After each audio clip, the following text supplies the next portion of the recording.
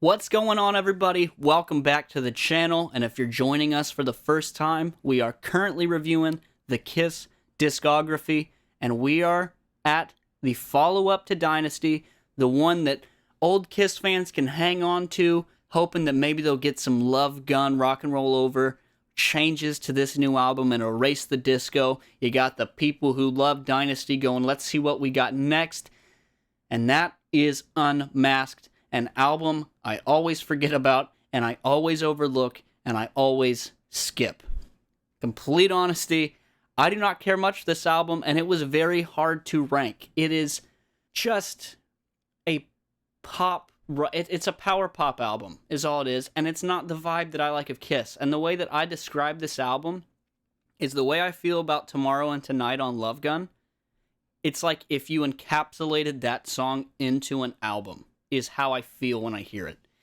It's not egregious, but it's just so forgettable to me. It's very odd. They come off this flack of a disco thing, and now that like this was the follow-up. It was very hard for me to rank, but with that being said, coming in last place is going to be Is That You? It's not a good lead-off, and they do a lot of things in this album where they fucking sing like this all the time in the back. And I hate it. It sounds so horrible. And there's so many songs. And this is the lead off of that album. And it just feeds you right into it. Where it's just, let the boys you like. Or whatever they... I can't even tell you the words because I don't listen to this album enough to even have a care. And that really just sets it off for me. Number 11, Easy As It Seems. This is going to be a tough review to get through because I don't have too many things to say about this album. It's just yet another pop song. Number 10, Torpedo Girl, which at this point is Ace's weakest entry. You can flip a lot of these songs in any order you want. Like from number 4 down, like number 5 down, let's say. You can just start switching stuff for all I care. It is by far his worst performance. And it sounds like his heart's not in it, and knowing the behind the scenes of everything, it makes sense why some of his performances in this album just did not hit. They were just so flat. Going back into Ace, number 8, Two Sides of the Coin. I hate the verse. I talked about this in Dynasty, the way Ace just kind of speaks stuff. For some songs it fits, for some it doesn't. There's not much guitar going on in this song that's worth anything.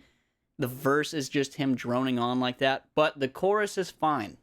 I can say that the chorus is fine and catchy, and so we're finally getting to some positives of this album in a sense, and that is the chorus to Two Sides of the Coin. I don't mind it. But number 7, Shandy. It's clear that this is their attempt at a Beth Hard Luck Woman. It's just a watered-down version of that. I don't mind Paul's voice in it. It's not a bad song whatsoever. If it's on, I'm not offended by it. I'm not going to go skip it. I will never go search it out. Which takes me to number 6, You're All That I Want. They at least do some good harmonizing. I already don't like the high stuff they do, but it's catchy the way they kind of harmonize together in the chorus. Again, a lot of these songs are the same where I'm not going to ever play it on my own, but if it comes on, I'm not going to skip it. And that goes straight into number 5, She's So European. Again, all these songs, I'm going to beat a dead horse, but it's the same, that I'm not going to skip it. And you can tell they're trying to keep up with the times a little with this pop rock kind of vibe because there's like keyboards in the background of this song, which just, it's odd. Number 4, Naked City. It's a pop gene, which is weird. This seems like something that would have been on his solo album, and if you would have heard this on the solo album of his, you'd go, it wasn't bad, but to put it on a Kiss album, it doesn't fit. But number 3, this is where I get some enjoyment out of some of these songs. And that is What Makes the World Go Round. And it has, the verse of it all has like this 60s pop sound, the way the rhythm of it goes. And it's almost like a musical. Like the way the lyrics flow off. It's very musical sounding. And I like that. It almost makes me think of like a Grease or something in a sense, the way it comes off. And it makes it very catchy, very rhythmic. I don't necessarily care for the chorus, but the verse of it really jumps pretty good. Which the top 2 are really the only 2 that I'll ever put on from this album if I'm looking to hear something like this. And that will take me to Talk to You. This is a good Ace track. It's not near his top, but for this album, it's good. It's one of the better songs in the album. It's catchy. It's supposed to be. It's a little poppy. But you can tell, again, his heart's not in it, but it's not a bad song. And I will go look for this one sometimes. Every now and then, I will put on Talk to Me. But number one, and I apologize if I said Talk to You. I don't even remember what I said. Number one is Tomorrow. Now, this song is legit good. I do enjoy Tomorrow. Will find myself putting this on a good amount of times. When I'm skipping through on my Spotify and I'm scrolling through their discography and I see Tomorrow pop up, I will click it. I look for it. I like it. It's what I think they want. This album, what I think they wanted to do is this song for the whole album, but none of it landed that way to me. This song is the only one where I go, cool. And I like pop upbeat Kiss on other albums. They have some songs that are a little like that. And this one could hold up there. I think they wanted that energy in this song did not encapsulate this album. I'm not a fan of Unmasked. I always forget about it. It's not horrible. That's the thing about this album. It's not so bad that I can't forget it, and it's not so good I don't want to forget it.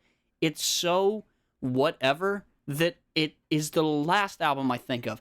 At least with albums like the next one coming up, it's so different that you can't forget it. Or Carnival of Souls, or Crazy Night. Like, there's all these different eras that you can go, wow, I do like that, or I hate that, but I remember that. This is one, it's stuck between Dynasty, it's stuck between Music from the Elder, and it is so forgetful. But let me know down below. That's just my opinion. What do you guys think about Unmasked? Put it down there. Give me your listing. Do you love this album? Do you despise this album? Or is it just a bland run-through, just like I think? Let me know. Put it down.